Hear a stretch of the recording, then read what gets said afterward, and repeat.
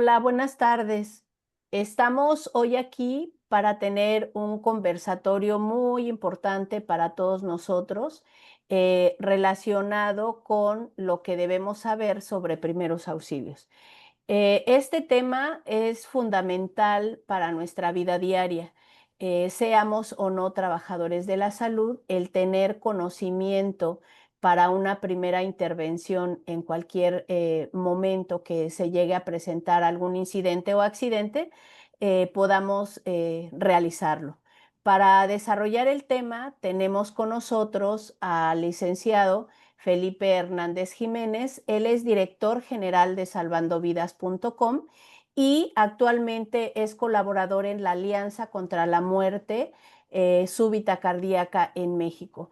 Esto es muy importante porque realmente en cualquier momento podemos encontrarnos con una situación así y debemos de saber cómo realizar intervenciones. Hablando de lo que debemos saber sobre primeros auxilios, es un tema muy grande, pero hoy hablaremos sobre conceptos, intervenciones básicas que nos sean útiles, y en posteriores colaboraciones podemos incrementar muchísimo más esto en educación, de acuerdo a la vinculación que tenemos con salvandovidas.com y AMPACIP, tratando de dar un servicio a la comunidad, de que llegue a la mayor parte para que podamos realizar acciones e intervenciones lo más adecuadas posible de acuerdo a las circunstancias en las que se esté sucediendo el evento. Estamos en este conversatorio la licenciada Carmen Romo. Ella es titular del Comité de Educación de AMPACIP, nuestro ponente y una servidora, que soy la presidente y voy a ser moderadora hoy de este conversatorio de AMPACIP. Muchas gracias a los dos por estar aquí y yo creo que vamos a ceder la palabra al licenciado Felipe, que nos dé una introducción y vayamos hablando sobre el tema que nos ocupa. Gracias, Felipe. Hola Otilia, hola Carmen, muy buenas noches, gracias por la invitación y precisamente como profesionales de la salud debemos de motivar la capacitación sobre la atención de urgencias de primer contacto, lo que conoceríamos como primeros auxilios. Nada más que a veces el concepto de primeros auxilios lo tenemos como un poquito distorsionado, la gente piensa en lavar heridas, colocar vendoletes y saber inyectar, ¿no? Como que eso es el enfoque coloquial de los primeros auxilios y eso no es así. Una definición efectiva de los primeros auxilios dice que es la asistencia inmediata que se le brinda a aquella persona, y yo haría un paréntesis, adulto, niño o bebé, que ha sufrido un accidente o la manifestación súbita de alguna enfermedad mientras llegan los servicios de emergencia. Esto nos lleva a que hay dos tipos de situaciones que se pueden dar. Una son los accidentes, que el término correcto sería incidente. ¿Cuál es la diferencia entre un accidente y un incidente? Un accidente es un suceso que no se puede prevenir. Un incidente sí. Ambos pueden llegar a provocar lesiones que podrían llegar a involucrar la vida de cualquier ser humano. Entonces, si yo te dijera, Carmen, mencióname por favor dos accidentes que se pueden dar en casa. ¿Cuáles serían, Carmen? Las quemaduras pudieran ser las quemaduras, ¿verdad? Que es muy común. El niño, los vemos acá, el dejar una plancha encendida, el colocar el sartén con el mango hacia afuera cuando hay agua hirviendo, eso sería de los ¿Qué otro? accidentes. ¿Qué otro accidente? Otro más que sería el de que haya alguna fuga de agua, digamos, en el baño y alguien se pueda resbalar por lo mismo. O sea, las caídas, ¿no? Bueno, pero Caídas. eso no son accidentes, Carmen. Esos son Incidentes. incidentes Incidente. porque pueden ser prevenidas. Entonces, ¿cómo entenderíamos un accidente? Si ahí sentada te cae un rayo, ¿eso qué sería? Pues es algo que no podemos prever, ¿verdad? Entonces, Hasta eso sería sería mala suerte para una- todos, un pero a eso se le accidente. llama accidente porque no Ajá. puede prevenirse y es obvio que nadie está pensando que te caiga un rayo. Ahora, nadie inicia el día pensando en que se va a atragantar, ¿es correcto? Es Sí. Pero correcto. todos corremos el riesgo de atragantarnos. Y aunque estemos sentados, masticando bien, no hablar con la boca llena, esas acciones solamente van a disminuir la posibilidad, pero siempre va a haber una posibilidad de atragantarse.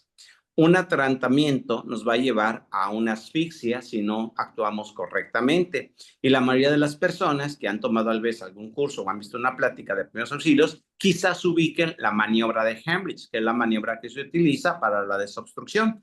Si yo te dijera, a ver, forma tu puño, Otilia y Carmen, y colóquenselo en su abdomen. ¿Dónde harían la maniobra? Por favor, pueden bajar su cámara para ver dónde lo colocan. Vamos a ver.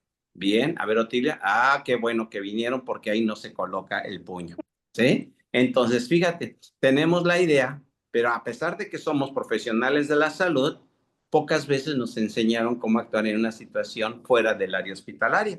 Tenemos la idea, y si tú lo haces en el epigastrio, que es donde colocaron su puño, al hacer la maniobra podrías fracturar, podrías herniar el diafragma, es doloroso y es menos efectivo. ¿Cuál es el lugar correcto? Con tu dedo índice, tócate el esternón. Tóquense el esternón con su dedo índice, bájenlo en línea recta y colócalo en tu ombligo, así pero horizontal, la punta de tu dedo en el ombligo, ¿ya? Ahora estira tu otro brazo y cierra el puño, como si llevaran el manubrio de una bicicleta. Manubrio de una bicicleta, perfecto. Dobla el codo y coloca tu puño por arriba del dedo. Y notarás que tu puño está lateral. No lo tenías como lo habían marcado, sino es lateral. De esta forma, quitas el dedo, abrazas el puño y notarán que están muy por abajo de donde lo habían colocado. El siguiente es un movimiento ligeramente hacia adentro y hacia arriba, hacia adentro y hacia arriba. Esto va a favorecer que los músculos abdominales compriman el diafragma y eso incrementa la presión intratorácica, haciendo que el objeto pueda ser expulsado. Es increíble que veamos en las noticias situaciones de niños o adultos que pierden la vida por un atragantamiento. Un atragantamiento puede arrebatarnos la vida de cualquier persona. Es obvio, tu especialidad es la atención del paciente quemado, ¿sí? Y siempre pensamos en las quemaduras.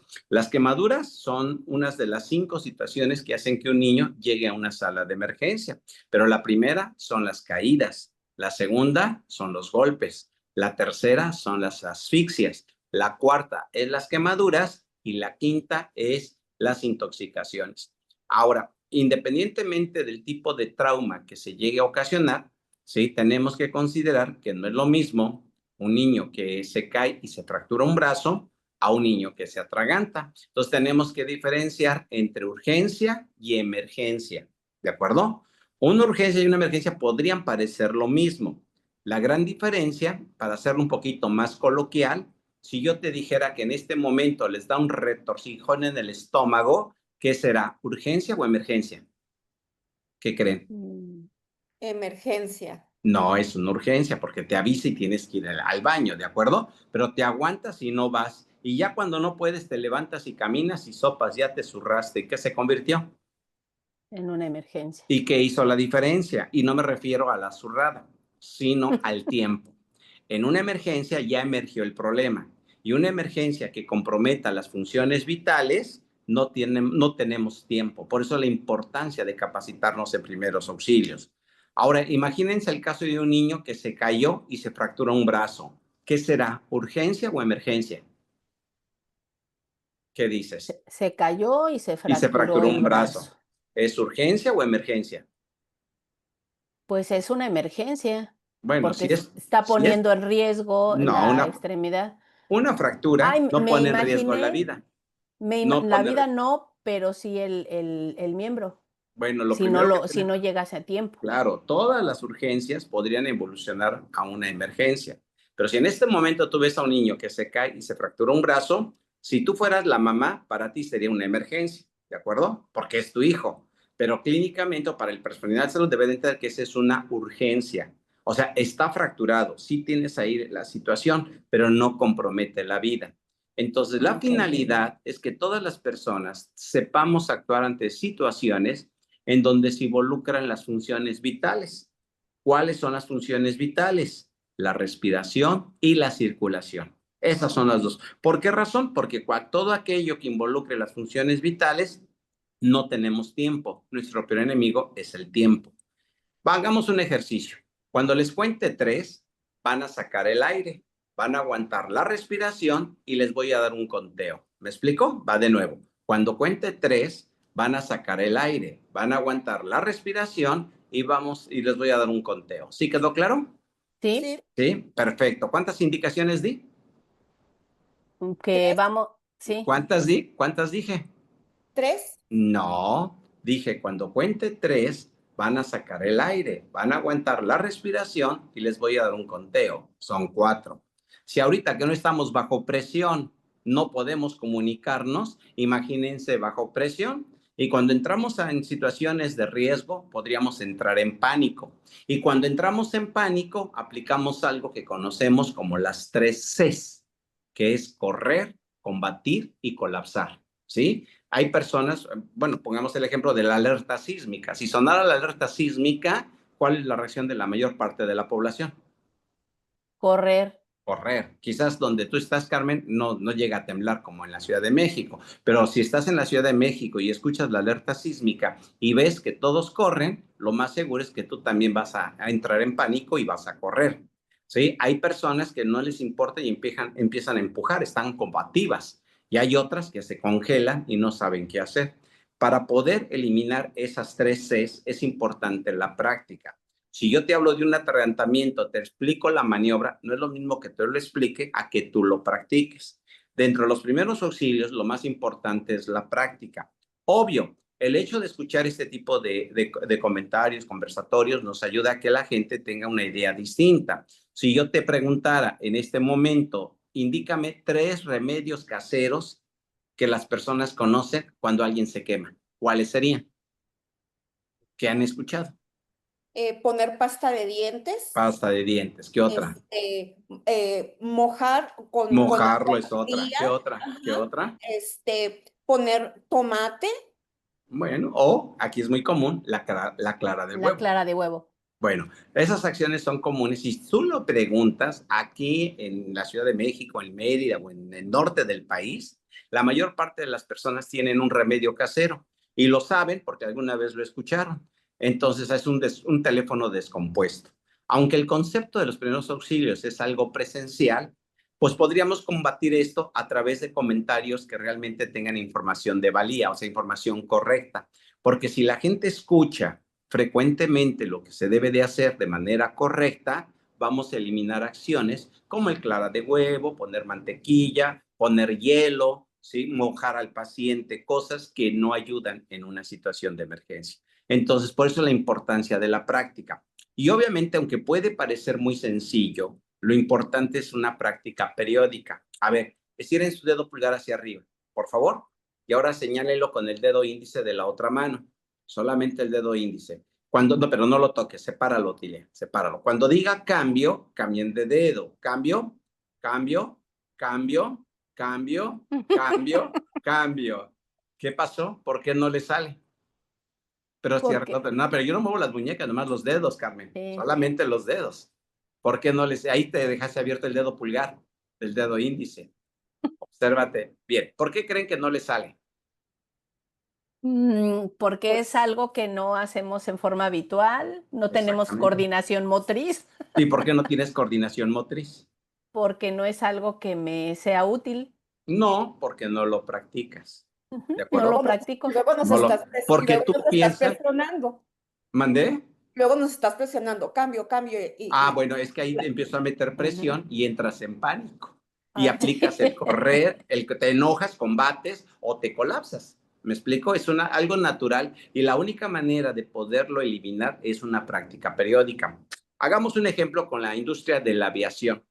Un avión vuela a 35,000 pies de altura en el modo crucero. Si el avión cae de esa altura, ¿cuáles son las posibilidades de que sobrevivamos si vamos en ese avión? ¿Cuál creen no, que pues sean las? ya nos estás haciendo un examen de cosas que no sabemos. No, pero si tú ves una altura de 35, aunque no necesitas ser experto, pues es obvio que las posibilidades de sobrevivir son nulas. No hay ninguna posibilidad. Pero la pregunta sería, ¿por qué el transporte aéreo se considera el transporte más seguro?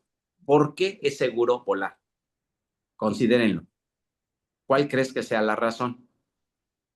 Mm, pues igual debe, hay menos, perdón, ¿sí o sí? sí. Y yo pensaba que puede ser la planeación y el control de las rutas que tiene, para que no llegue a haber una coalición o que no vayan por las mismas rutas, sino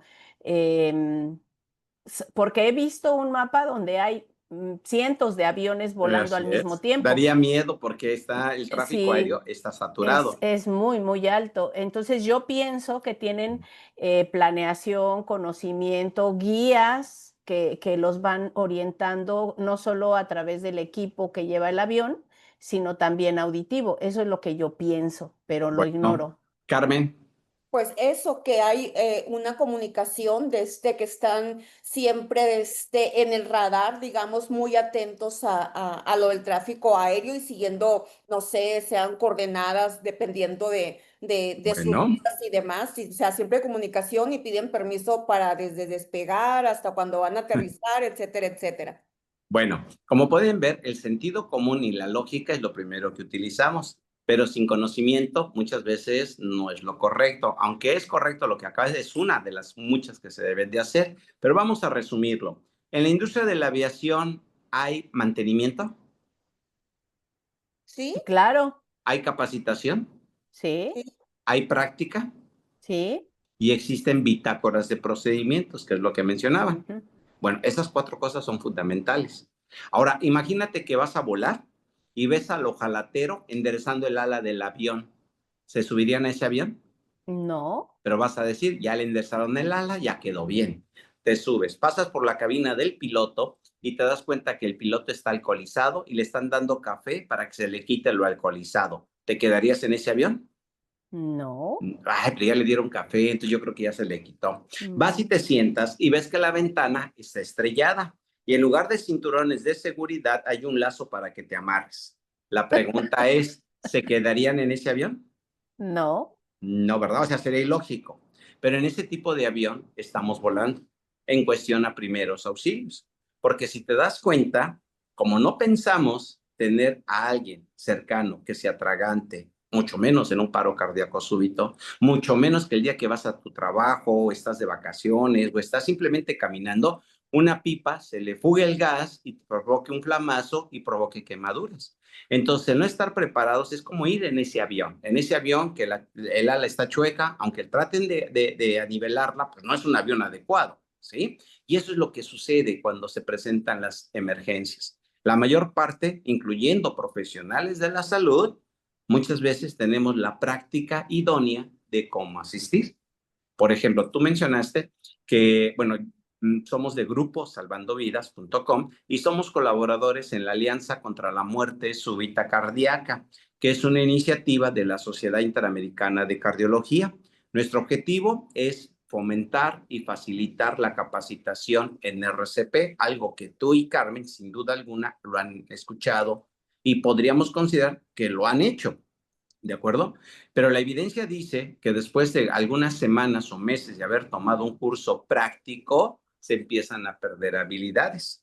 Por esa razón, un grave error es considerar que una constancia con vigencia de 2 años te va a dar la protección. Al contrario, una constancia con vigencia de 2 años es una falsa sensación de protección porque tienes una constancia, pero no tienes quizás ya la habilidad que La se práctica. necesita para dar buenas compresiones. Ahora, eso mismo sucede cuando nos enfrentamos a situaciones como la que vimos en la Ciudad de México, en donde una pipa, aquí hay varias hipótesis, pero lo que yo te puedo decir, hay algo que se llama la física del trauma.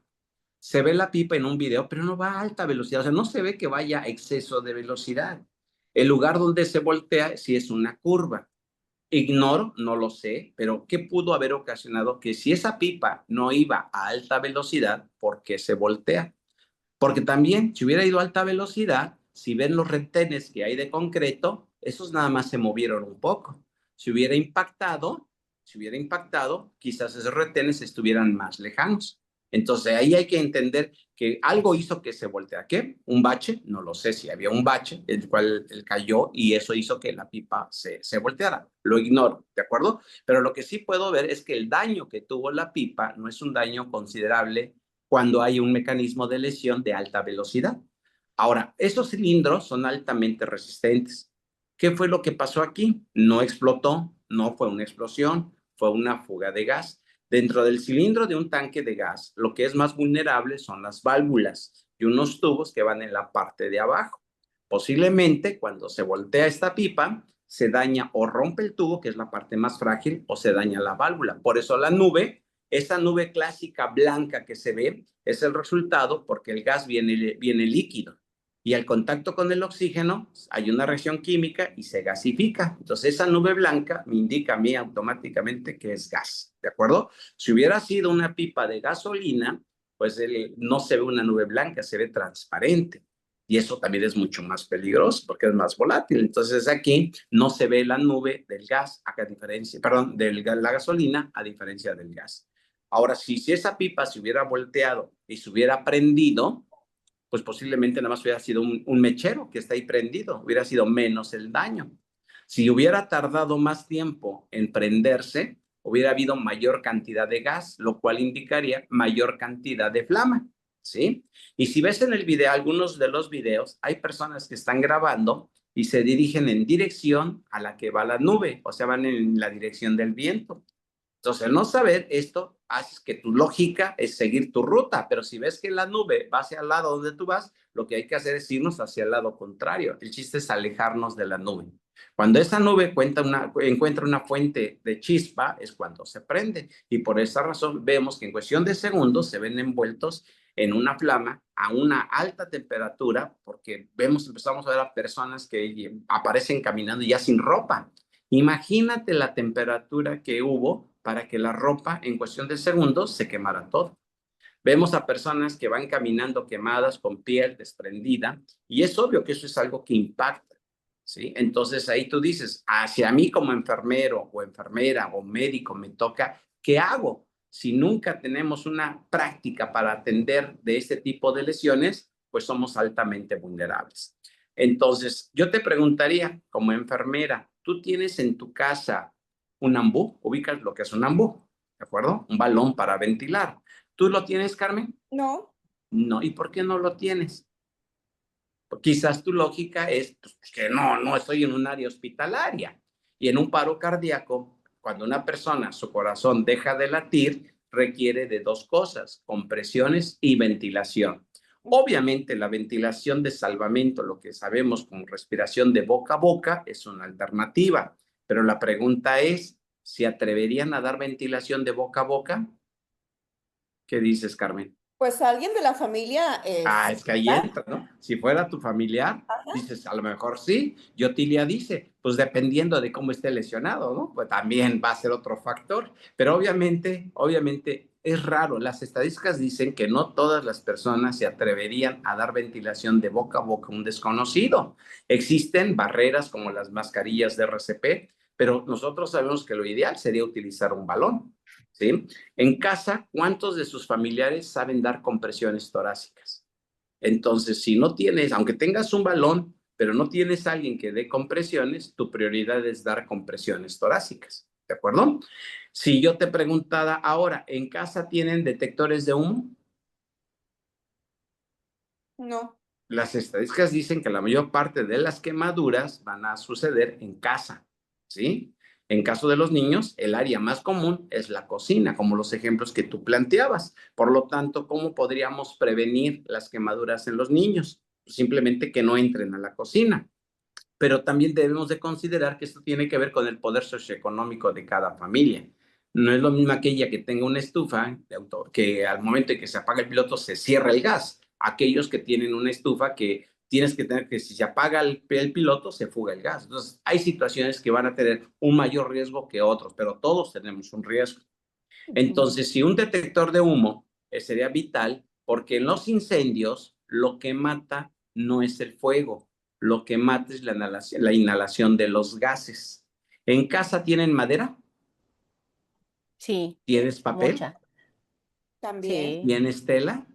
también. Bueno, pues por esa razón deberíamos de tener detectores de humo, porque cuando se llega a la combustión, la madera, el papel y la tela, se produce un gas llamado monóxido de carbono.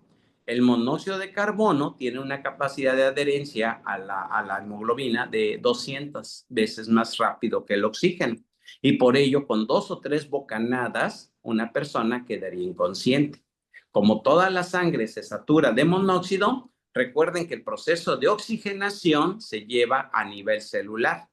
En los pulmones solamente hay intercambio gaseoso. El proceso de oxigenación es a nivel celular. Y de todas las células, ¿cuáles serán las que soporten menos la falta de oxígeno? Las neuronas. Por esa razón, cuando alguien inhala 2 o 3 bocanadas de monóxido, queda inconsciente porque la sangre se satura de monóxido. En el caso del flamazo, aquí el riesgo potencial es el aire caliente. Alguien que tiene quemaduras en la cara, en el cuello, significa que todo a su alrededor de la cara estuvo a altas temperaturas. Y por eso vemos el por qué en estos pacientes, incluso algunos que estaban conscientes, el poco tiempo ya estaban en terapia intensiva, porque si hubo quemaduras del tracto respiratorio, esos pacientes, como cualquier quemadura, se va a edematizar la parte que se quemó y esto nos va a cerrar la vía respiratoria. Por eso también es importante saber que en una emergencia no es llevar a una persona al hospital más cercano, tiene que ser el hospital más idóneo. Porque como pudimos ver aquí, la lógica fue llevarlos al hospital más cercano, hospitales que no tenían ni los recursos ni tenían el área física para atender quemados. Entonces eso hizo perder tiempo y nuestro peor enemigo es el tiempo. Entonces son ejemplos muy clásicos. El por qué tenemos que involucrarnos, el por qué las escuelas de enfermería y medicina tienen que implementar temas de atención prehospitalaria. No hacer los paramédicos, no, sino simplemente el hecho de tener el conocimiento y la práctica para asistir situaciones que no pueden esperar a llegar a una ambulancia, ¿sí? Si el paciente no está ventilando y no lo ventilas, va a evolucionar a un paro cardíaco. Si el corazón no está latiendo, hay que dar compresiones, pero compresiones torácicas que deben de ser efectivas.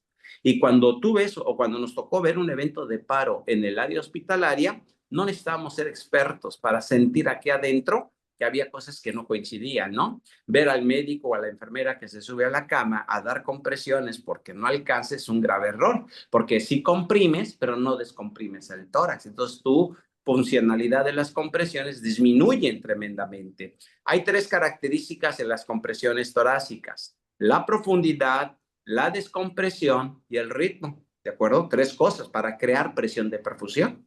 Si esto no lo practicamos y sobre todo no lo medimos, ¿cómo sabemos que tus compresiones son efectivas? Por eso la importancia de utilizar maniquís que te crean parámetros de referencia y que te midan profundidad en milímetros para tener parámetros adecuados. Cuando decimos parámetros, ejemplo, a ver, con sus manos hagan la separación de 1 metro de distancia. Hagan la separación de 1 metro con sus manos. Con sus manos. Bueno, no tienen... Ahí está, ya sé cómo.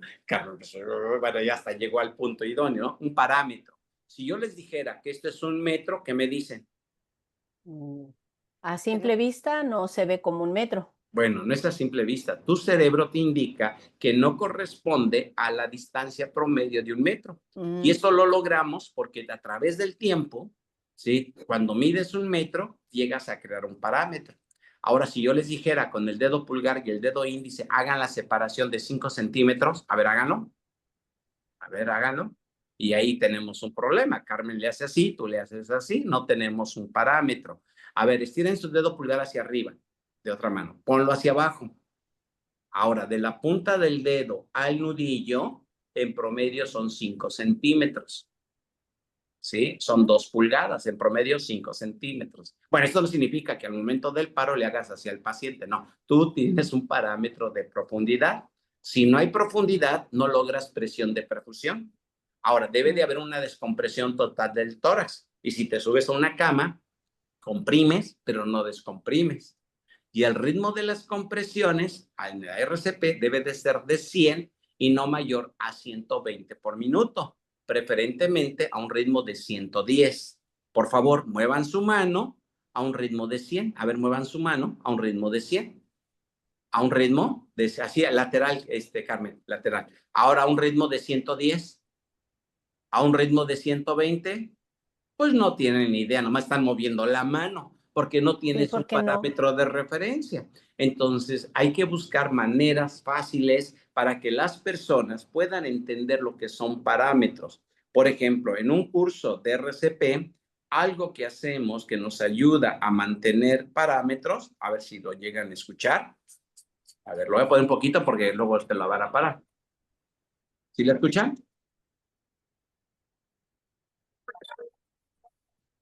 Ahí.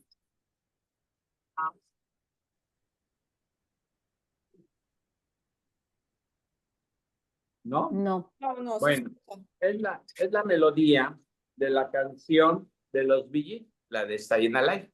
Si tú escuchas la melodía y mueves tu mano al ritmo de la melodía, si lo ves en un cronómetro, tu ritmo es de 110 por minuto. Entonces, la finalidad, al tener un parámetro, vas a tener los rangos que se requieren para buenas compresiones. Entonces, esto no lo vas a aprender a menos de que lo hagas práctico. En el caso de una quemadura, como bien sabemos, son quemaduras de primero, segundo, tercer grado, cuarto grado, que ya le llamamos, y el paciente gran quemado. Lo que vivimos aquí fue un paciente con grandes quemaduras. Pero lo primero que tenemos que garantizar, ¿qué hay que hacer si tú hubieras estado presente? Primero, nuestra seguridad. No hay nada más importante que tu seguridad.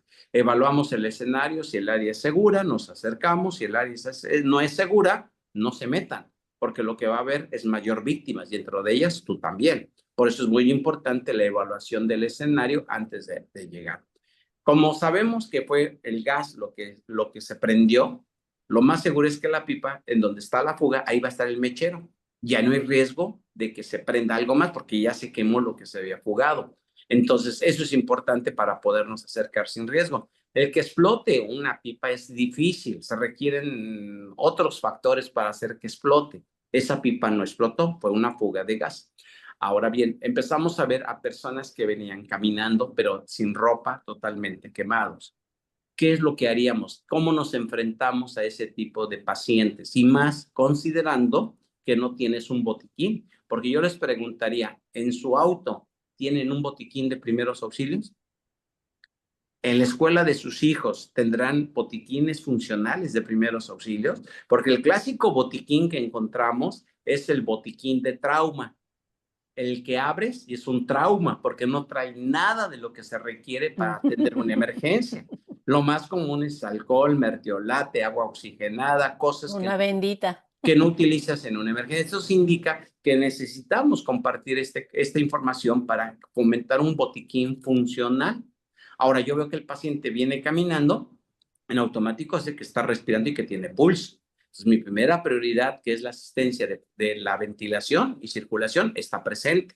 La segunda prioridad en un paciente lesionado, vamos a manejar básicamente 6 prioridades. La primera, la asistencia a problemas cardiorrespiratorios. La segunda, la asistencia y control de hemorragias. La tercera es la asistencia y prevención del estado de shock. La cuarta es la asistencia a heridas y quemaduras. Y si te das cuenta, es la cuarta prioridad. Lo primero que tenemos que garantizar es que respire y tenga pulso. Lo tenían, pero eso no significa que no estuvieran quemados, ¿de acuerdo? La segunda prioridad, hemorragias, las cuales no estaban presentes. La tercera es el estado de shock. Y es obvio que una quemadura, el ardor es lo que en algún momento puede acelerar el estado de shock. Pero en una quemadura tan extensa, posiblemente no va a haber dolor, porque se queman las terminaciones nerviosas. Entonces, en la atención de las quemaduras, hay que recordar que la piel es el órgano más grande del cuerpo. Nos ayuda a regular la temperatura, nos evita perder líquidos. Entonces, cuando no hay piel, nuestro riesgo es no tener control de la temperatura y la pérdida de líquidos. Entonces, a esos pacientes, lo primero que tenemos que hacer como una atención de primer contacto es cubrirlos. ¿Con qué? Es lo primero que preguntas. Con lo que tengan. Lo ideal, tú pensarías como enfermera, una sábana, pero quizás en ese momento no lo vas a tener. A lo mejor dices, sí, les digo a las personas que lo traigan, pero ya estamos perdiendo tiempo y la final es que lo más pronto posible hay que cubrirlos, hay que quitarlos de los rayos del sol porque son personas que no tienen la piel y por lo tanto el sol los va a quemar más y les va a hacer perder líquidos. Colócalos en un lugar donde no les pegue el sol y tener en cuenta que lo que podemos hacer es trasladarlo, pero al hospital más idóneo. Si yo veo que la persona tiene quemaduras en la cara, vellosidades carbonizadas, es un paciente que tiene quemaduras de la vía aérea. Vas a notar cómo poco a poquito la voz se va a hacer más gruesa, lo cual te está indicando que se está edematizando. Esos pacientes tienen que ir a un hospital donde cuenten con una unidad de terapia intensiva. La lógica es decirlo, mételo al hospital más cercano para que lo estabilicen. Pero si en ese hospital no pueden controlar la vía aérea, ese paciente se va a morir asfixiado. ¿Es importante canalizarlo? Sí, pero sabemos que ese paciente quemado no entra en un shock hipovolémico, entonces no es por meterle volumen, sino es tener un acceso para meter líquidos, analgésicos o lo que tengamos que introducir. Y si no tengo un acceso IV, hay que considerar un acceso intraóseo, que cuando tú se los comentas a los profesionales de la salud, como que piensan que es una maniobra invasiva, y no es así. El acceso intraóseo es una excelente alternativa para toda persona que no tiene un acceso venoso adecuado. Entonces, pensemos en el acceso IO. Y finalmente, llevarlo a un lugar donde le puedan dar el tratamiento ya por profesionales de la salud a ese paciente quemado. Que bien sabemos que si muchos profesionales no tienen la formación en la atención de estos pacientes, pues también va a seguir retrasándose la asistencia al paciente quemado. Pero mientras esté respirando, tenga pulso, no haya hemorragias, empecemos a tratar o prevenir el estado de shock, ahora sí nos vamos a enfocar a las quemaduras. Si ese paciente hubiera llegado a quedar inconsciente y no ventila, lo ideal es dar ventilación, y ahí es donde entra. ¿Se atreverían a dar ventilación a alguien quemado? Y como dice Carmen, si fuera un conocido, posiblemente lo hago. Y la pregunta es, ¿cuándo fue la última vez que dieron ventilación de boca a boca? No, los besos apasionados no entran como ventilación, no entran, ¿sí? Yo tiene Entonces, muchos años que tuve que bueno, tuve que decidí hacerlo, no tuve, decidí hacerlo, pero fue hace muchos años en una y la terminal de pregunta es, autobuses. ¿y fue adecuado? ¿Fue adecuada la ventilación? Porque muchas veces lo hacemos por lo que vemos en la televisión. ¿Cómo sé que estoy metiendo el volumen adecuado? Si tú metes más volumen del adecuado, el aire de más se va al estómago. Entonces lo que vamos a ocasionar es que la persona vomite. Cuando vemos o vimos pacientes en paro a nivel hospitalario, era muy común que agarraban el balón y lo empezaban a hiperventilar. La hiperventilación sabemos que va a ocasionar incremento de la presión intratorácica y disminuye el flujo sanguíneo hacia el corazón. Entonces, no es lo mismo tener la idea o ver Doctor House al enfrentarte a una situación de emergencia. Entonces, quizás podría parecer muy poco lo que podemos hacer con estos pacientes. Sabemos que ese tipo de pacientes, su pronóstico es malo, como desafortunadamente estamos viendo. Pero si hubiera habido una oportunidad de vida, pues hay que brindársela, ¿no? Hay que hacer lo que esté en nuestro alcance para en un momento dado, pues dar esa posibilidad. Hay pacientes que a lo mejor por la magnitud de sus lesiones no van a ser compatibles con la vida, pero estar con él, tomarle la mano, acompañarlo, pues es una manera también de primeros auxilios, ¿no? Entonces, es lo que en un momento dado, esta tragedia que acabamos de vivir nos tiene que hacer reflexionar. ¿Qué tan seguro estoy en casa? Mi familia, ¿qué tan seguro? ¿Qué tan vulnerable soy ante un paro cardíaco súbito? El paro cardíaco súbito es ocasionado por un trastorno eléctrico, lo cual te lleva a una arritmia letal. ¿Qué es lo que lo puede favorecer? Básicamente son tres cosas. Las cardiopatías, o sea, las enfermedades del corazón, y dentro de ellas el infarto agudo al miocardio. Pero también hay que diferenciar que un infarto no significa paro cardíaco. Lo que hace peligroso a un infarto es que puede ocasionar trastornos eléctricos, y lo que mata es el trastorno eléctrico. Una contusión en el pecho podría ocasionar trastornos eléctricos. Y la tercera, que es la más preocupante, es lo que llamamos el síndrome de QT largo o QT corto, que esto tiene que ver con el trazo electrocardiográfico. Cuando un bebé, un niño o un adulto tiene esta alteración genética, porque es genética también, puede ser que en el momento menos esperado se presente un paro cardíaco súbito. Y a estas personas hay que darle compresiones, ventilación y desfibrilación. Y por ello, todo enfermero que entiende esto en su casa debería de tener un DEA. Tendríamos que obligar que las escuelas de nuestros hijos tengan un DEA. ¿Ubican lo que es un DEA o ni idea? Entiendo que es un desfibrilador. El desfibrilador externo automatizado. ¿Qué es lo que hace un DEA? Un DEA registra la actividad eléctrica a través de unos parches que se colocan en el pecho. El DEA analiza el ritmo y en el caso necesario autoriza la descarga, ¿sí? Cuando un corazón, para que esto sea más claro, a ver, coloquen sus puños así. coloquen sus puños e imaginen que aquí tienen su corazón.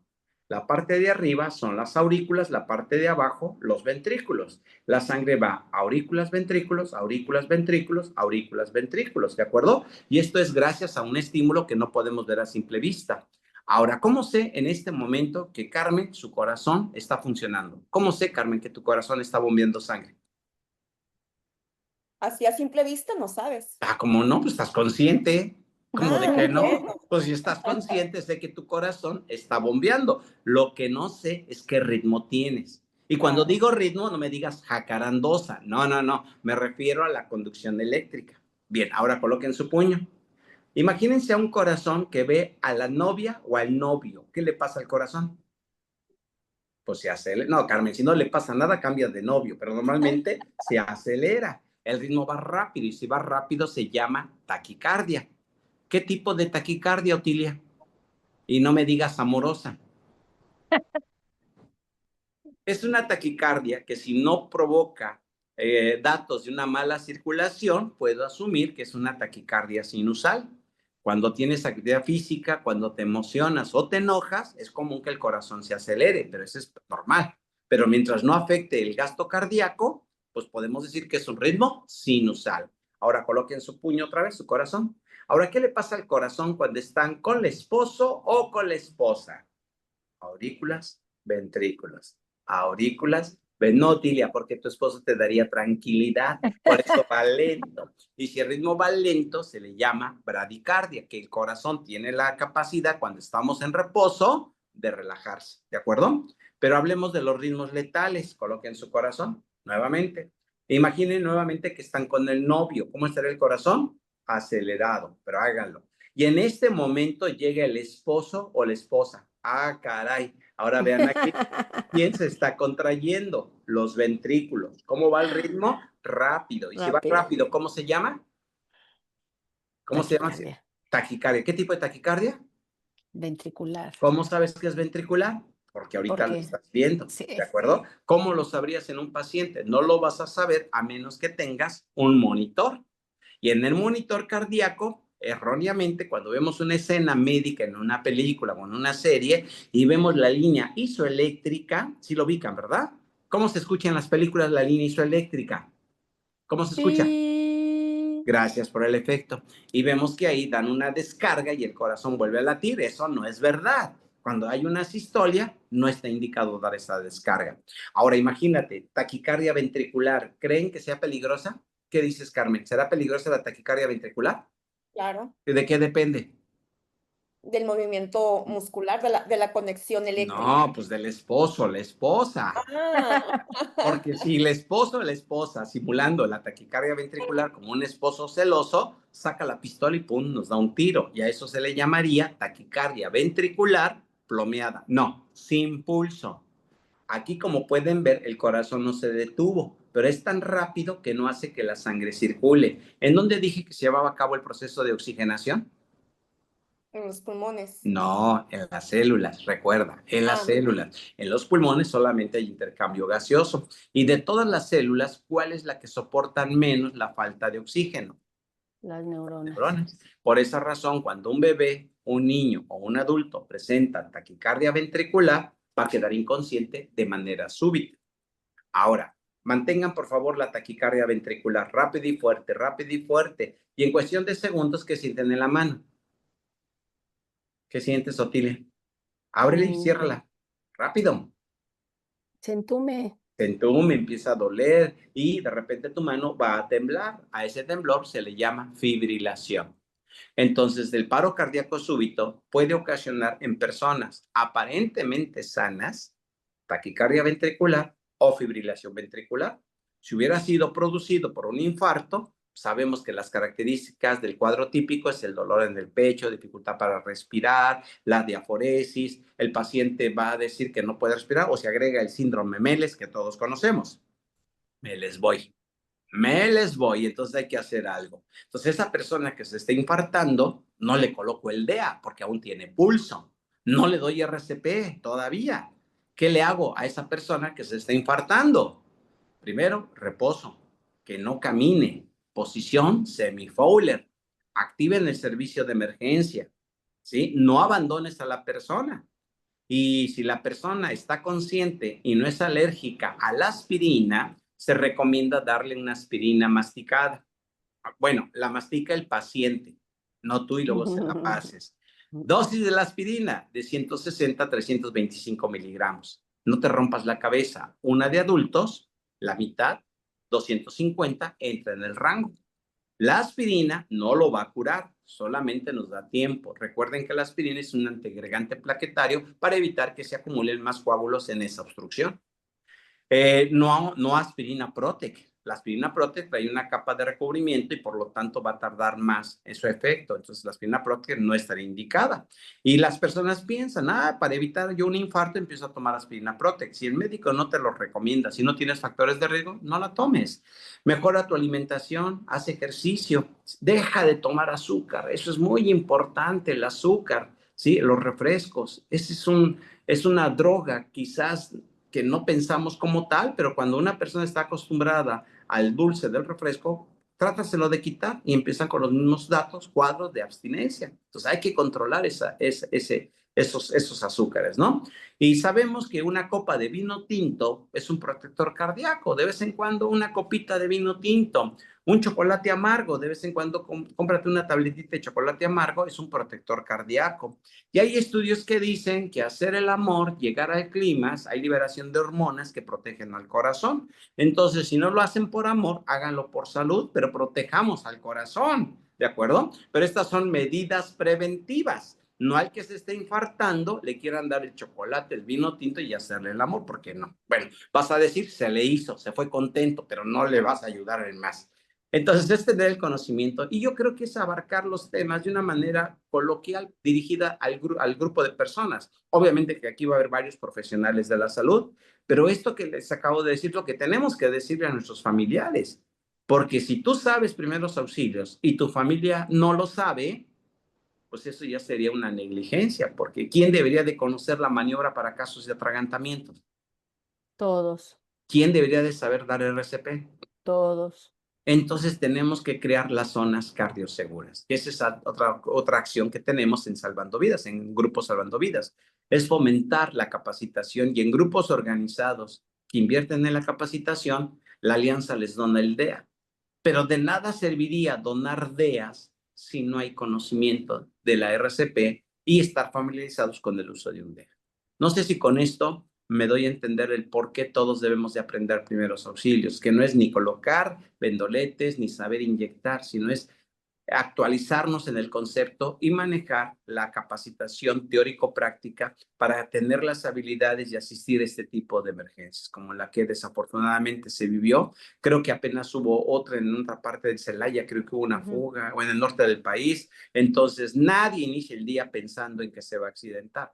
Pero si no mantenemos las medidas preventivas, si tú al conducir no te colocas el cinturón o vas tomado o vas desvelado, tu riesgo se va a incrementar. En un avión donde hay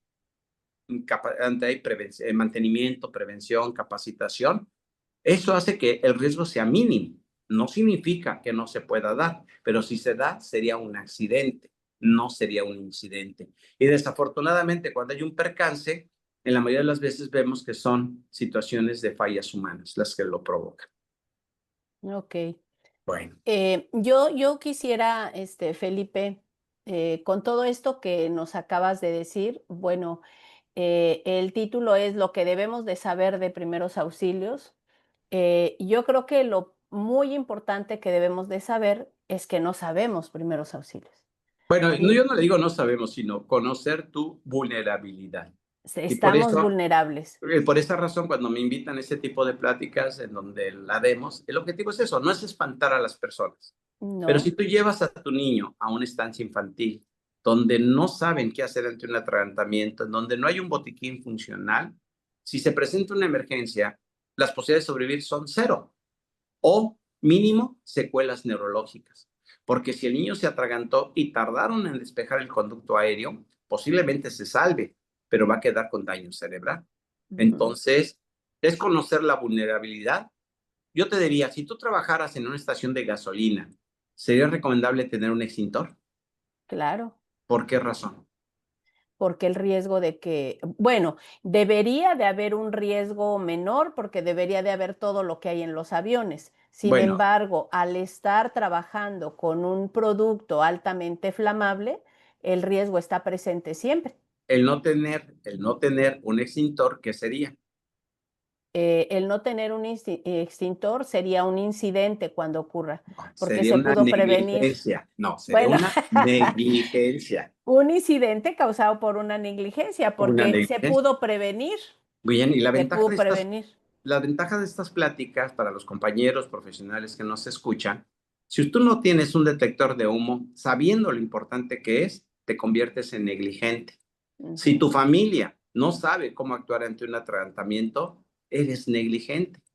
Entonces, el día que Dios no lo quiera, pase una situación de estas características, tú tienes mayor responsabilidad, por lo menos moral, porque obviamente el tú saber que puede pasar y no hacer algo, entonces es una situación que pone en riesgo a las personas que más quieren.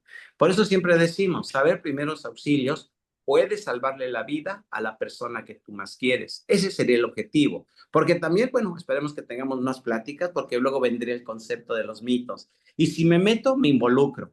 Ay, ¿qué pasa? Bueno, todo eso hay que quitar de la cabeza toda esa desinformación, porque lo que mata son dos cosas: la ignorancia, y la segunda, que a mi punto de vista es la más grave, es la indiferencia.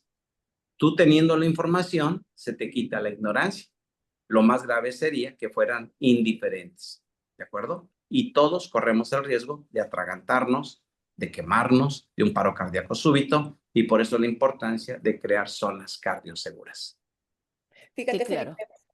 ahorita que comentas lo de las zonas cardioseguras, hoy amanecimos con la noticia acá en que en un municipio muy cerca de aquí de Hermosillo, un maestro, un director de una escuela secundaria que El que estaba estaba en la cantando, ceremonia, el que estaba cantando, me llegó la información. y Eso dice, es un paro bueno, cardíaco súbito. ajá, pues había, para ese tipo de eventos, pues está Protección Civil, está la Cruz Roja, se supone que se está preparado para cualquier tipo de emergencia. Bueno, Entonces, ahí es donde entra la lógica y el sentido común, no funcionan.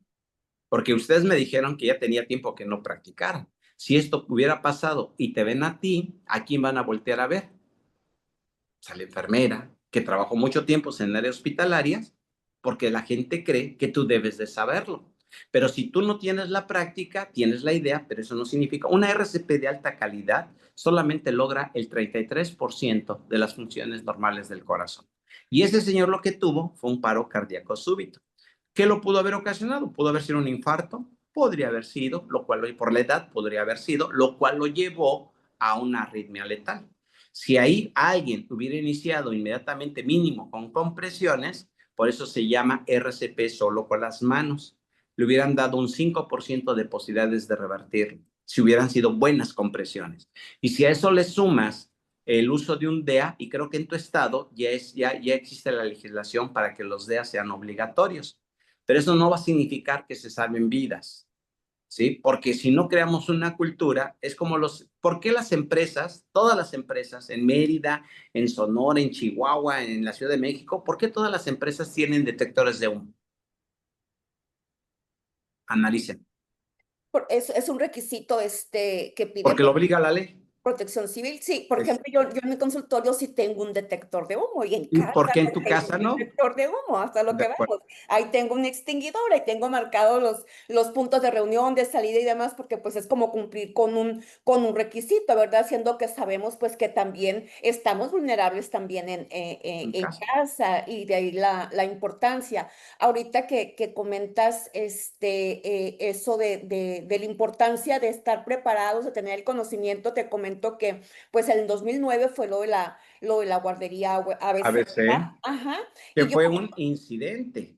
y fíjate a lo que voy, que decimos de la importancia de la capacitación. Yo trabajaba para una empresa donde vendíamos material de curación y así como ahorita hay solidaridad ahí en la Ciudad de México, así la hubo para acá, para Sonora. Entonces nos empezó a llegar material para el paciente, para el manejo de las heridas de estos pacientes, pero nadie sabíamos para qué era cada uno de los apósitos. Entonces, la superimpotencia de que puedes tener la mejor tecnología, pero si no tenemos la capacitación y el conocimiento adecuado, pues no estamos colaborando porque tenemos el recurso, pero no tenemos lo que es El el conocimiento. conocimiento. Y los niños de la Guardia ABC, los que murieron inicialmente, ¿de qué murieron?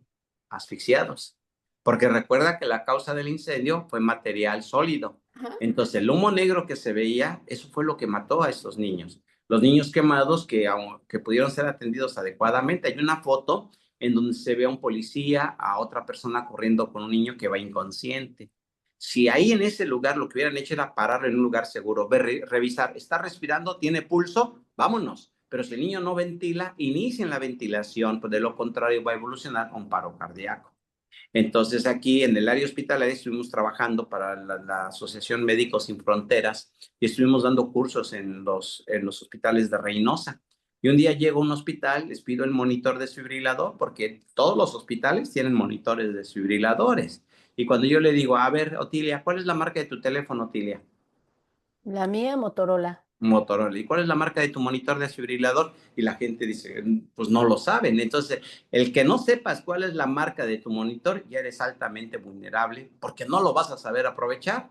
Y aquí cuando me traen su monitor, es un monitor viejito, literalmente nuevo. Yo le quité el plástico así de la pantalla que estaba nuevecito y el cinturón de los cables de los electrodos venía todavía con el cincho de fábrica.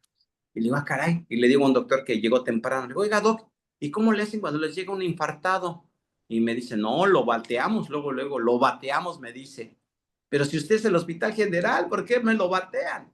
Y lo que sucede es que en estos hospitales del área de Reynosa, los especialistas empezaron a irse por la cuestión de la inseguridad. Entonces, médicos generales los habilitaron para los servicios críticos, ¿no?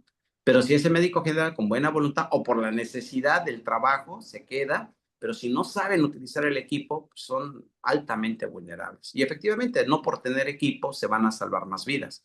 Lo que va a salvar vidas es el conocimiento, porque si tienes el conocimiento puedes improvisar, puedes ver, utilizar los recursos de fortuna para dar una asistencia lo más que se puede. A mí me dicen, ¿qué hubieras hecho en ese lugar? Pues yo les dije qué es lo que hubiéramos hecho. Obviamente es desesperante no tener los recursos, que lleguen ambulancias y que veas que van altamente limitadas, que la única función de algunas ambulancias fue subir y trasladar como un taxi, ¿no? Entonces eso todavía hay que mejorarlo, hay que hacer que todos los servicios de emergencia prehospital realmente tengan un control en la capacitación, pero que sean capacitaciones cuantificables, o sea, medir la práctica de lo que hacen para de esa manera tener la certeza de que van a dar una buena asistencia. No se trata de criticar, se trata de darnos cuenta de nuestras vulnerabilidades. Ok, ahorita con todo esto que hemos estado platicando, yo retomo el hecho de que hay puntos bien importantes relacionados con la fuga de gas que hubo con esta pipa, ¿no? Y por consiguiente el flamazo que estuvo eh, tan grande y con tanto impacto en las vidas de los seres humanos. Yo retomo varias cosas. Primero, me queda bien claro que un accidente es inevitable y un incidente es totalmente prevenible. Y que para prevenirlo, pues una parte súper importante es la capacitación, pero la capacitación continua, porque como bien lo dices, yo te decía, bueno, yo me atreví hace algunos años, muchos años, a dar una ventilación y mi compañera daba la compresión en una terminal de autobús. Entonces, que sucedió la situación, era necesario, lo hicimos. En ese momento, ambas acabamos de tomar nuestro curso de RCP contigo y nos sentimos seguras al hacerlo en ese momento y fue funcional. O sea, sí llegó la ambulancia, se llevaron a la persona, todo bien. Nosotras agotadas y ansiosas, angustiadas, pero hasta el momento en que entregamos a la persona, todo bien, ¿no? Pero fue la seguridad que en ese momento, hace muchos años, tú sabes que fue hace muchos años que tomé el curso, ¿no? Pero me sentí segura había capacitación, conocimiento fresco y se presentó la situación. Inclusive tenía la mascarilla para RCP, ¿no? Entonces fue bastante bueno, pero no lo retomé nunca más. O sea, no he tenido la necesidad y donde he participado pues dentro del ámbito hospitalario donde está bien estipulado que corresponde a cada miembro del equipo, etcétera, ¿no? Bueno, pero eso también, Pero perdón, perdón, eso también es algo que tenemos que modificar. Normalmente en sí, los hospitales decimos, las áreas críticas son las que deben tener la habilidad. Oye, ¿y qué pasa mm, con el primer nivel? ¿Qué pasa cuando estás en un poblado y hay una emergencia y el médico que está ahí o el pasante tiene que ser experto en la técnica de RCP? sí, Porque pues no lo saben. no lo saben, ¿no? Entonces, hay cosas que creo que tendríamos que pararnos y decir, ¿qué tenemos que cambiar? No darle la prioridad a la constancia, sino la prioridad a la evidencia práctica. Sí, Porque claro, es hacia donde yo iba, es hacia donde yo iba, porque yo estoy hablando, en ese momento me sentí competente, capaz y me atreví, porque pude no haberlo hecho. Iba, claro. por cierto, fue en la terminal de autobuses de Acapulco, por cierto. Ah, caray. Digo porque Felipe está en Acapulco. Entonces, después no dimensioné, no vi la necesidad, te enfrascas en otras cosas y ya no te reactualizas en esas situaciones, ¿no? Porque tu mundo se está moviendo hacia otro lado donde no debería de estar ausente nunca esta información y este conocimiento del cual estamos hablando. Este, yo creo que sí tenemos mucha oportunidad de favorecer una intervención en todos los niveles. Es necesario saber no solo RCP, sino qué hacer ante las diferentes eventualidades que tú nos mencionaste, las diferentes causas más comunes de incidentes, accidentes, ¿no? Sobre Entonces todo, es perdón, sobre todo aquellas que no te dan tiempo, que no dan tiempo a que llegue una exacto. ambulancia, ¿no? Por Y, ejemplo, una hemorragia en el norte del país, las situaciones las situaciones de que te ves involucrado en un fuego cruzado, lesiones de arma de alto poder, una hemorragia arterial, si no saben hacer un taponamiento, si no utilizan un torniquete, esa persona se va a morir. Y cuando hablamos del torniquete, todo el mundo piensa en el cinturón, cuando un cinturón de cuero no es nada funcional. Entonces, espero que en las siguientes intervenciones, si te das cuenta, hay mucho tema de qué hablar. sí, Y, claro. y al igual que en el avión, si tú vuelas, alguna vez han omitido mencionarte cómo colocarse el cinturón de seguridad, Nunca. aunque es algo tan sencillo, nunca lo van a omitir. Por eso son los procedimientos, la bitácora de Ujú. procedimientos. Si yo fuera el sobrecargo del avión y te hago esto, te hago esto y te hago esto, ¿qué estoy marcando? La Las salida. salidas de emergencia. Bueno, lo saben porque han volado. Pero si yo le hago estas señas a alguien que nunca ha volado, va a decir, pues, ¿qué? ¿Le vuelen las axilas o qué pasa?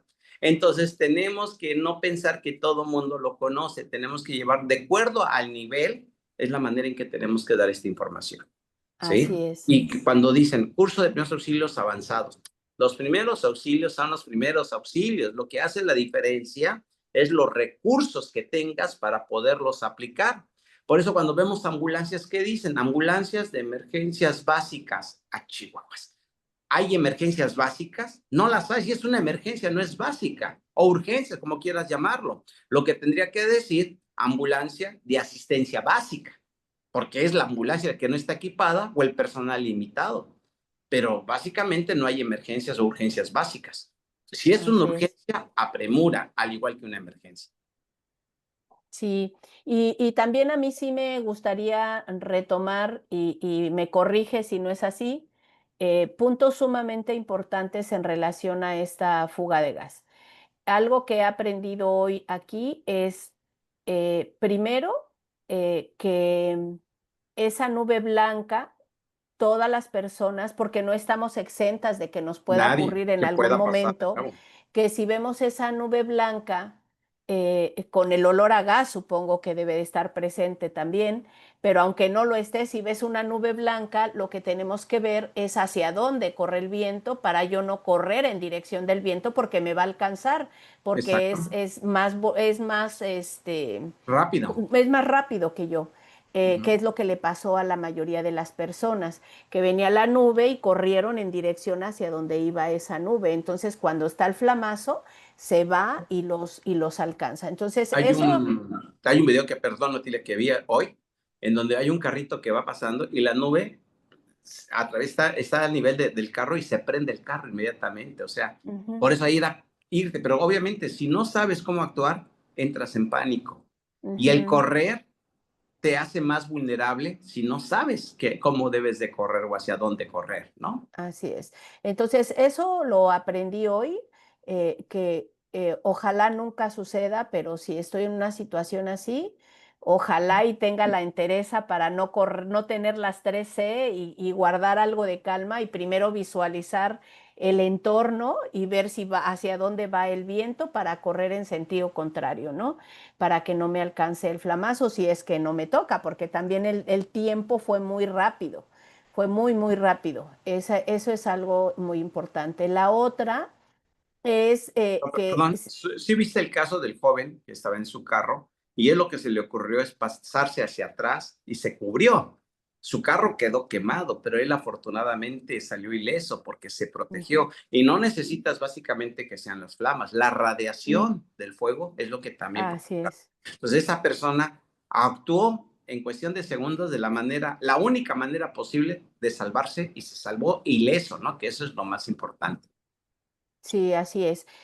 Otra situación es para las personas que esta plática, este conversatorio ha estado muy interesante, pero sí hemos manejado demasiada terminología que es más dirigida hacia profesionales de la salud.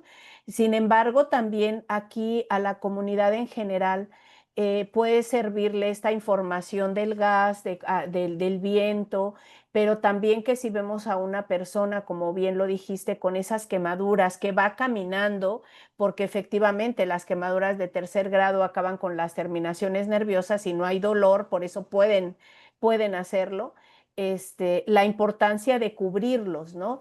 Que si bien no tenemos sábanas, pues sí tenemos camisas, tenemos playeras, etcétera, ¿no? Entonces eso es muy importante.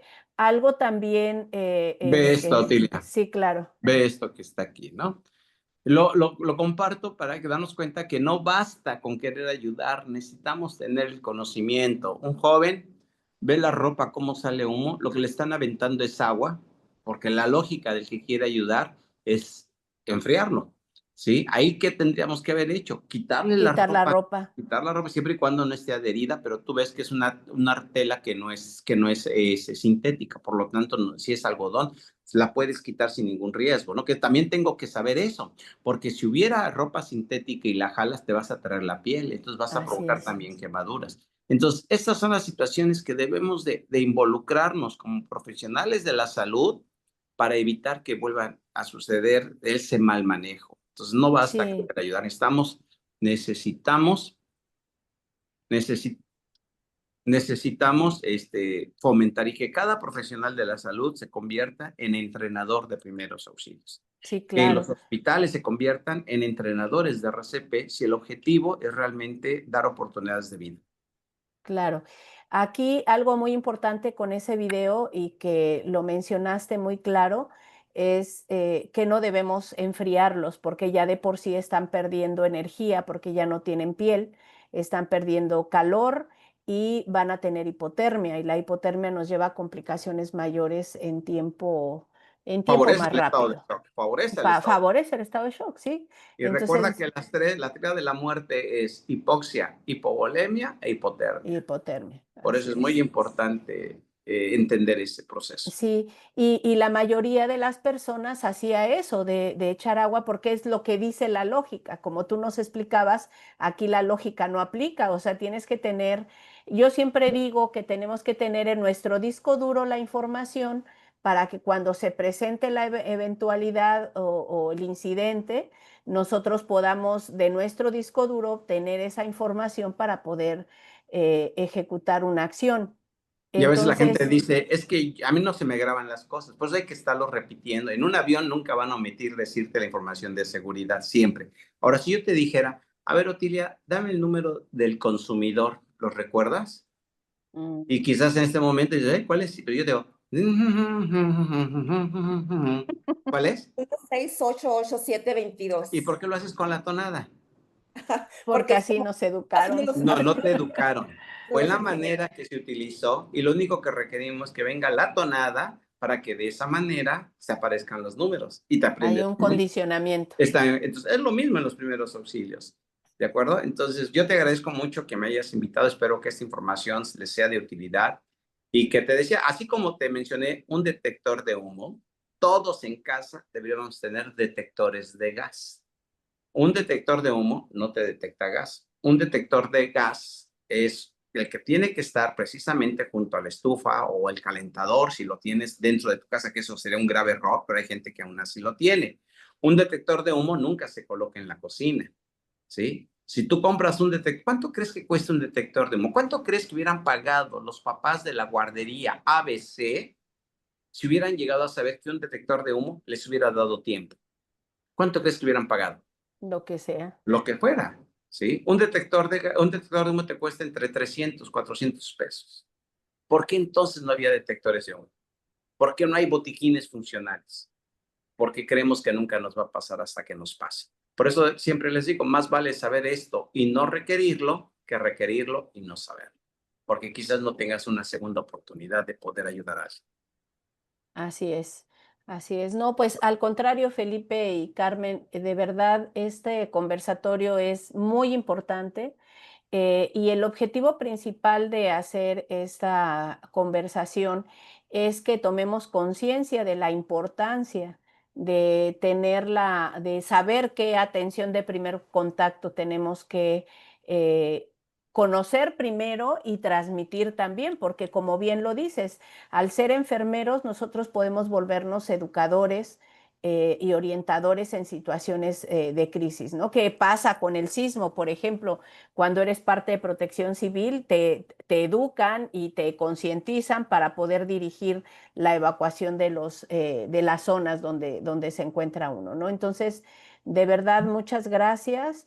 Es para crear conciencia. Y para finalizar, bueno, quiero comentarle también a Carmen que, bueno, yo tengo toda la vida de conocer a Felipe, no voy a decir cuántos porque no quiero decir mi edad en este momento. Y yo por eso te respeto, por tu edad te respeto.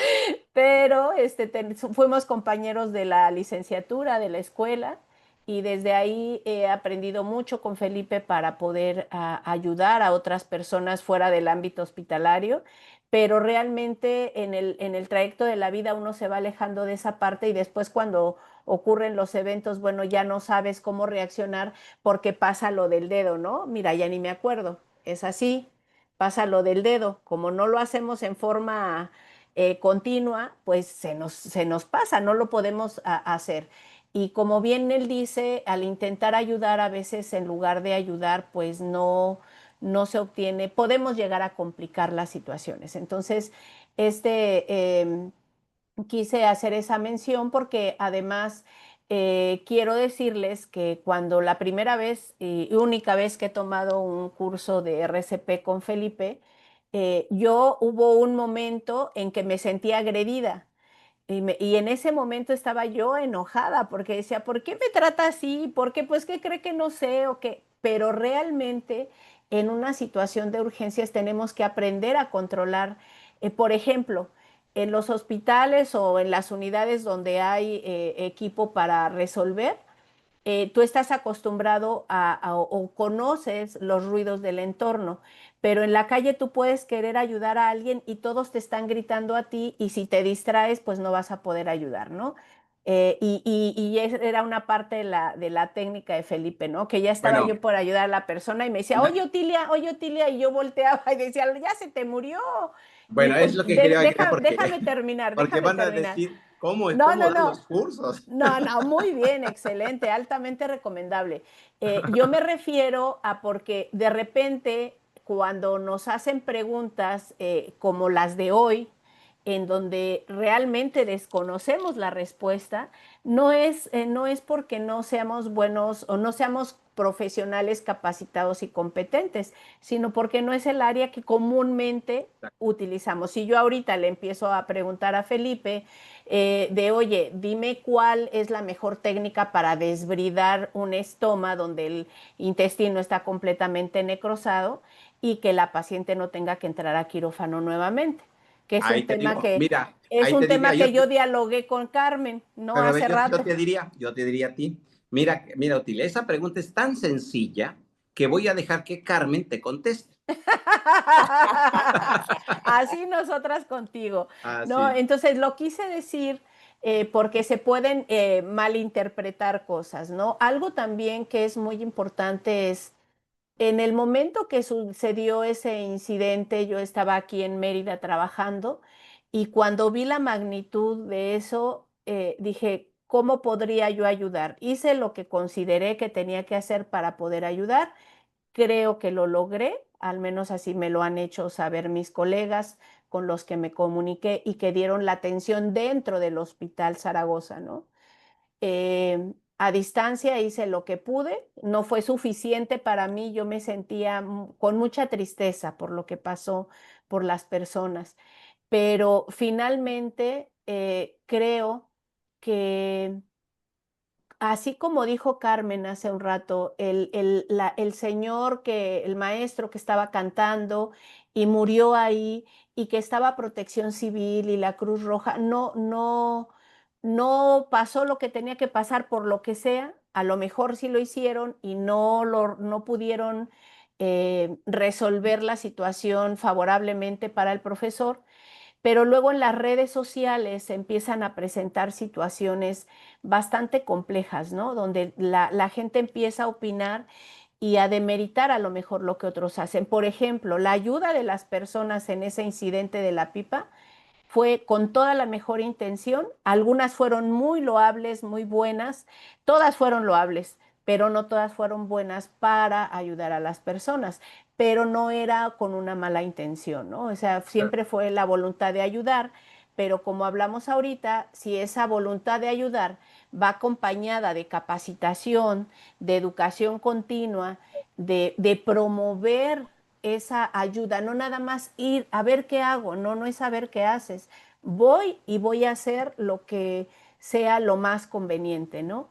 Las cadenas humanas para pagar, todo excelente, toda la ayuda que se ha estado dando, excelente. Entonces, sí, retomar esta parte y decir que, bueno, no todo es decir yo voy a ayudar, ayudar, ayudar si no tengo el conocimiento, el insumo, el recurso para poder hacerlo, ¿no? Algo también que me queda bien claro que nos mencionaba Felipe es el hecho de que no haya em, como les digo, no haya esa cultura, no solo en los paramédicos, sino esa comunicación con los policías, con todo el equipo de rescate que vaya hacia allá, porque definitivamente el que el equipo de salud esté preparado para recibir, pero no tengan terapia intensiva, no tengan suficientes para intubar, no tengan catéteres para la reanimación hídrica, etcétera, pues sí complica más la posibilidad de recuperación de alguna persona. Entonces, todo eso son oportunidades de mejora que todos tenemos y que es una situación donde nos compromete a todos, ¿no? A todos. Yo quería hacerte ese comentario y agradecerte, Felipe, y creo que vamos a tener que estructurar unas sesiones para el público en general principalmente, que puedan tener información de primera línea que nos ayuden a impactar en salvar vidas, ¿no? Nosotros somos una asociación que está dirigida principalmente a la prevención, mantenimiento y rehabilitación de la piel, pero todo esto implica también atención de primer contacto y de mantener lo primordial que es la respiración y la circulación, ¿no? O sea, todo esto va interrelacionado. Nos separamos por especialidades, pero la persona es una sola y tenemos que saber cómo podemos ayudar desde otras perspectivas, no solo del cuidado de la piel. Entonces, muchas gracias, Felipe. Pues mira, básicamente eso es importante, pero algo que tenemos que trabajar todos, independientemente operativos, no operativos, es en evitar que vuelva a suceder, en la prevención. Y quiero compartirte ya para terminar mi participación con este video. Si no sé si ya se proyectó, ¿ya lo ves? Está ahí, pero no se está No, proyectando. apenas te voy a proyectar. Esta sería nuestra analogía de lo que hemos hablado el día de hoy. Por favor, observen, es muy cortito.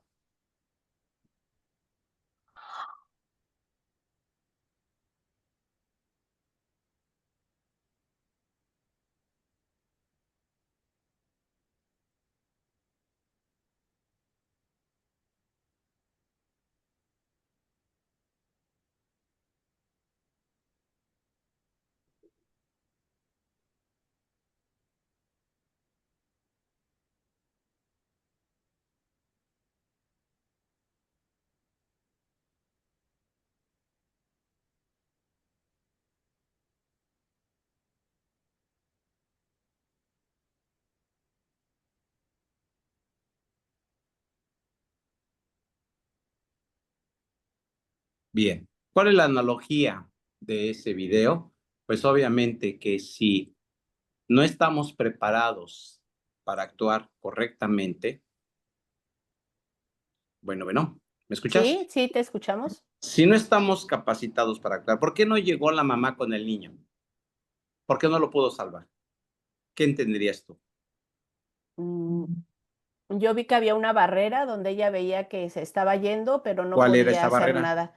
Y seguramente fue el desconocimiento. El desconocimiento. Eso es lo que sucede, ¿no? El desconocimiento. Y obviamente la peor sensación que podría sentir cualquier persona es tener o enfrentar a la persona que tú más quieres en una circunstancia que le está arrebatando la vida y no saber qué hacer. Y finalmente decirte, el saber pero no significa que siempre vamos a salvar vidas. A ese maestro que cayó, yo no sé si los paramédicos lo hicieron bien, pero el chiste es analizar, ¿se hizo lo correcto o qué cosas tenemos que mejorar? Se Ujú. iniciaron compresiones, ahí en ese estado es obligatorio ya los DEAs. Había un DEA, lo sabían utilizar, los parches no estaban caducados, y al igual que cuando hay un percance aéreo, es buscar cuál fue la causa que lo produjo para evitar que vuelva a suceder. Y esto es algo que tenemos que involucrar también en nuestros servicios de urgencias, ¿no? Siempre analizar un debriefing para ver qué podemos hacer mejor, cómo trabajamos, cómo podemos mejorar. Esa realmente va a ser las oportunidades de vida, el que cada uno de nosotros detecte cuáles son las vulnerabilidades y aprender de ellas para tener mejoras de oportunidades. Ok, pues muchas gracias. No sé, Carmen, si quieras mencionar algo.